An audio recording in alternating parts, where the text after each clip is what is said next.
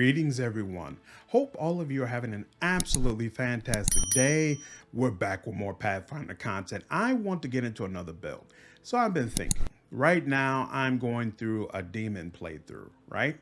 And I've already said when the game comes out, I'm going to be going straight into Lich. And more than likely this demon playthrough will be the last one I do before the full game releases. That's going to be a whole lot of evil and cruelty back to back. So by the time I get through with Lich, I'm probably going to be ready for something that's light and fun and a lot more trippery. So I'm thinking I'm probably going to do the Azata mythic path. And the question becomes, what kind of build works best for that? I absolutely love my Reformed Fiend build, and I think from a role-playing standpoint, it would be a ton of fun to play, but it doesn't use any of the new mechanics that Owlcat has introduced into the game. And I'd actually like to play a game that does play around with some of them. And I think this build is going to allow me to do just that and have a whole lot of fun along the way. Let's dive right in. So we're going to be a Chevalier, Beast Rider. I absolutely love the concept of mounted combat in this game. I've played around with it a little bit in the beta, but I would say it doesn't quite work well yet. I've had issues trying to loot characters and moving around some. So I put that to the side, but I definitely want to play around with it when the full game releases. And I think this class is going to do a great job of allowing me to do that. So as a Chevalier, you get Tactician, which allows you as a standard action to grant your teamwork feats to all allies within 30 feet who can see and hear you. And you also get free teamwork feats as you level up. Now you also get an animal companion. Usually it would be a horse and you would have to go with that. But as a beast rider, you get a much larger list of pets that you can choose from to mount. The disadvantage is that you lose heavy armor proficiency, which all the other Chevaliers do get. But that's not a particularly big deal for this build. So we're going to be a male human. So your background, you can really choose whatever. As a Chevalier, you get persuasion, athletics, and mobility. You don't really need anything else. To make this build even more fun for me, I'm trying to do it as Prince Aladdin coming with Rajah on behalf of Princess Jasmine to help save Golarion. I love those old Disney movies, so for me that's right up my alley. And in keeping with that, as far as background, I think it makes sense that you would choose something under street urchin. I don't really consider Aladdin a mugger, but acrobat or pickpocket both work fine, and you already know I love pickpocket, so that's what I'm personally going with. All right, now for attributes, you know how I do, always a 14 in charisma. We're actually going to do a 14 in constitution, give yourself a little bit more, since you should always be right in the thick of the fight. And then we're going to go 19 on strength. This gives you 2 additional points.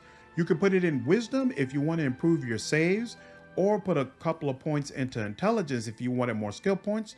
Up to you what you decide to do. And then as far as skill points, you definitely want persuasion. You definitely want mobility for a mounted combat build. And then since you're building up strength with every level up, I would say you should probably increase athletics, but what you do beyond those two is really up to you. And then for your first feat, we're going to go weapon focus and then scimitar. So we're actually going to be sword and board for this build, and I wanted a one-hand melee weapon that would allow me to crit quite a bit, and scimitar has a nice large critical range, so I think it works perfectly with this build. And then for your second feat, you're going to scroll down, ignore the thumbs down sign, and go ahead and get combat reflexes.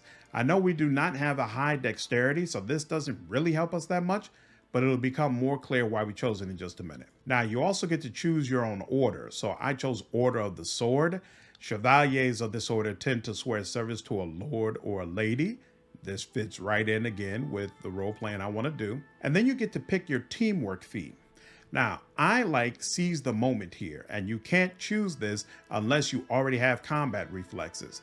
When an ally who also has this feat confirms a critical hit against an opponent that you also threaten, you can make an attack of opportunity against that opponent.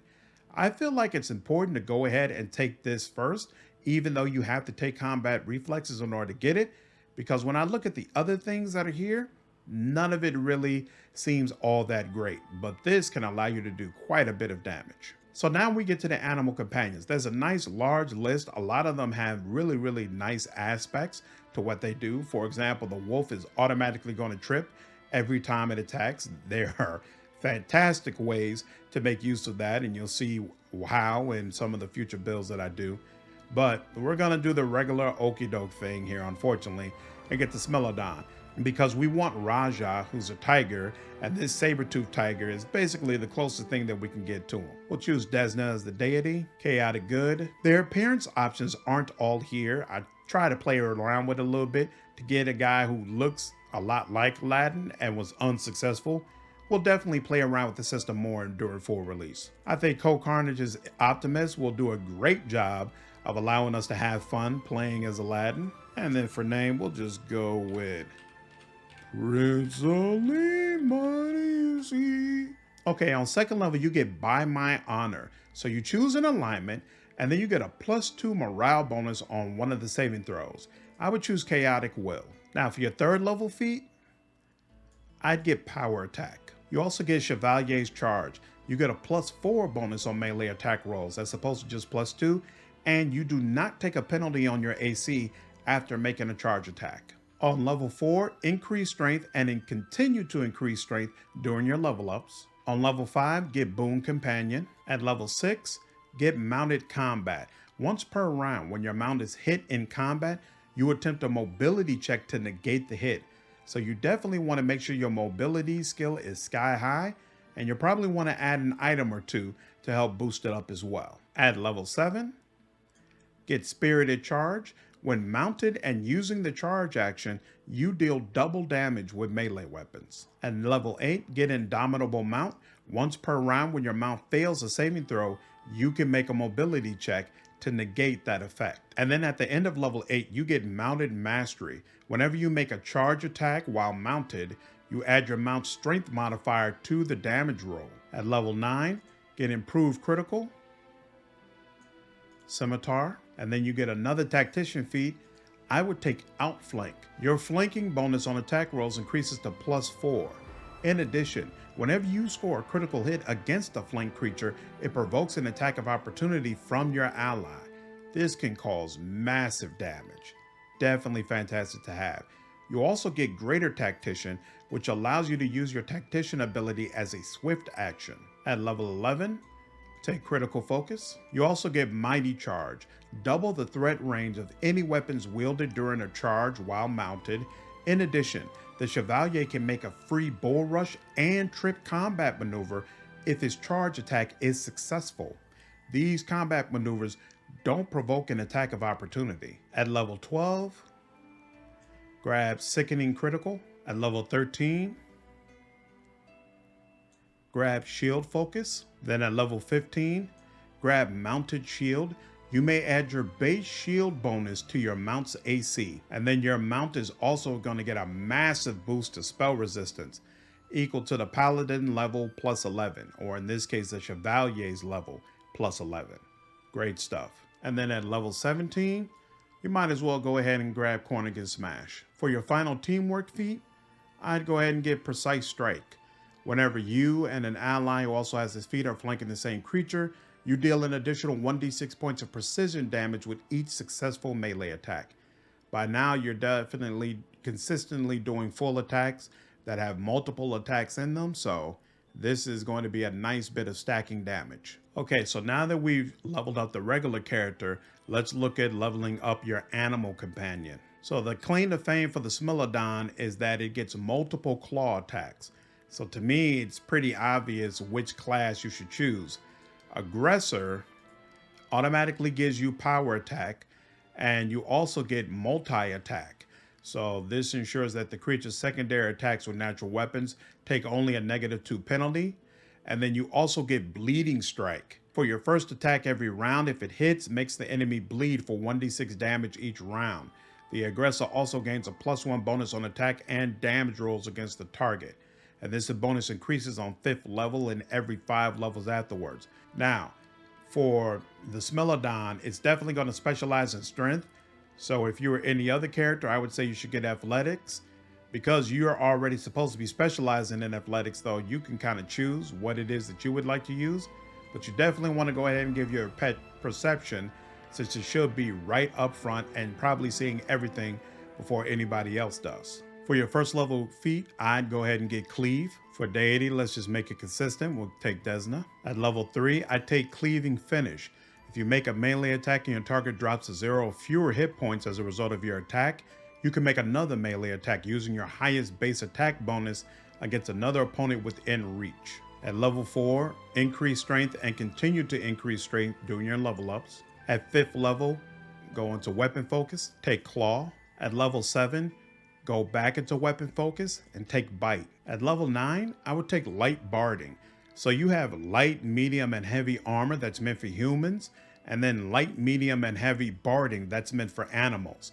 The advantage of some of this armor is that it comes with special properties that you can put on your pets, and some of them that they have added are actually really, really nice. So I think it's worth it to go ahead and dip into the different armors that animal pets can have. And then at level 9, your pet's going to get multi-attack, so they'll take a -2 penalty to secondary attacks with natural weapons as opposed to the usual -5 penalty. At level 11, go improve critical, Claw. Level 13, critical focus. Then at level 15, I go sickening critical. And level 17, I go back and get medium barding. All right, so now you've leveled up your character and your pet. Let's go ahead and dig into the mythic options and mythic path that I suggest you do. So on first level, go ahead and grab Instrument of Freedom. And for mythic level 1, might as well go ahead and accept it now. You're going to be charging a lot, so mythic charge. At mythic level 2, get Destructive Shockwave. At mythic level 3, you can choose your mythic path, so I choose Azata. And then for your mythic ability, get Mythical Beast. For your mythic feat, go ahead and get Improved Critical, Scimitar. And now you dig into the superpowers. So for your first round of superpowers, I would go ahead and get Life Bonding Friendship. You choose 2 teamwork feats. You will share the effects of all teamwork feats you have with allies within a 50-foot area. Also, your charisma inspires allies so much that even when their hit points drop below 0, they continue to fight, even though they are still considered dead or unconscious. Okay, so now for your 2 teamwork feats, I would definitely recommend you take back-to-back. There's a necklace actually that will give your frontline fighters back-to-back, but it will also increase the bonus that they get from +2 to actually a +4 circumstance bonus to AC. So it's definitely worth it, and there are actually 2 necklaces that will give 2 different frontline fighters that effect. Then for your second teamwork feat, I'd recommend Allied Spellcaster. When you're adjacent to an ally who has this feat, you receive a +2 bonus on concentration checks and level checks made to overcome spell resistance. Mind you, the orders in which I chose this teamwork feats aren't really exact, because you're going to get this at mythic level 4, but different people will get that at different character levels. So you might not have selected some of these beforehand, but just get whatever works and you see the general list of teamwork feats that I believe you should probably take. Of course, this also depends to some degree on what kind of team you're running. If you're trying to do more trips, Tandem Trip is absolutely fantastic, along with coordinated maneuvers. If for whatever reason you're running a party that has a lot of shields, then Shield Wall or Shielded Caster makes more sense. But just thinking about the kind of teams that I usually run, this is the list of teamwork feats that is going to work for me. Okay, and then because you're in Azata, you also get at the end of Mythic level 4, Ode to Miraculous Magic. It's going to give you a +4 morale bonus on checks to overcome spell resistance and increase the saving throw DC of spells that require a will saving throw by 2. At Mythic level 5, get Ever Ready. And then at Mythic level 5, you get Azata spell level 3. Good Hope is a fantastic option. It's actually better than Heroism and a great buff for your entire party. And then Instant Enemy is also a good way to get some additional damage on a particular enemy. And then at the end of Mythic level 5, you get Song of Broken Chains. This gives all allies within 50 feet a freedom of movement effect and immunity to compulsion spells and spell-like abilities. And then for your final Mythic feat, I'd get Power Attack Mythic. And then for the last superpower, I would get Incredible Might. This is going to give you a morale bonus equal to your Mythic rank on both attack and damage rolls. Whenever you hit with a charge attack or you confirm a critical hit, The enemy has to pass a fortitude saving throw with DC equal to 10 plus your mythic rank plus your strength modifier. And then if they fail that saving throw, they're either going to be stunned, knocked prone, pushed away 15 feet and stunned, crippled to the end of the fight, they'll become exhausted, or they will be flat out killed. So this is why it's so worth it to make sure that you're critting as often as possible. And of course, in this build, you're going to be charging all the time. So at spell level 4 for Azata, you do have Animal Aspect Greater, and this is going to allow you to get a +4 competence bonus on mobility checks. And because this build requires so much moving around and charging, it might be worth it to have access to freedom of movement, which allows you to move and attack normally, even under the influence of magic that usually impedes movement, such as paralysis, solid fog, slow, and web. None of these are used often by enemies, at least right now in the beta, but still, when the situation comes up, you definitely don't want your pet feeling like it's moving through mud. All right, and that is the build. Usually I do a further breakdown, but I think it kind of speaks for itself. Grab a bunch of great teamwork feats, allow the Azata to apply it on all of your party members, buff up your beast, make sure that you're taking most of the mounted combat feats, and charge in and wreck enemies. I think this build is fantastic. I think I would have a ton of fun with it. I think from a role-playing standpoint, it fits right in with what I like to do as well. And I'm looking forward to getting into this after we do the Lich. But let me know down in the comments, what do you think? Does this build seem viable to you? Is it something that you would like to play? Do you feel like there's something I could have done better to make this build even more efficient? Let me know down in the comments. Looking forward to hearing your feedback. And as always, if you enjoyed this video, please leave me a like down below and subscribe to the channel if you haven't already. I will see you all in the next video. Take care.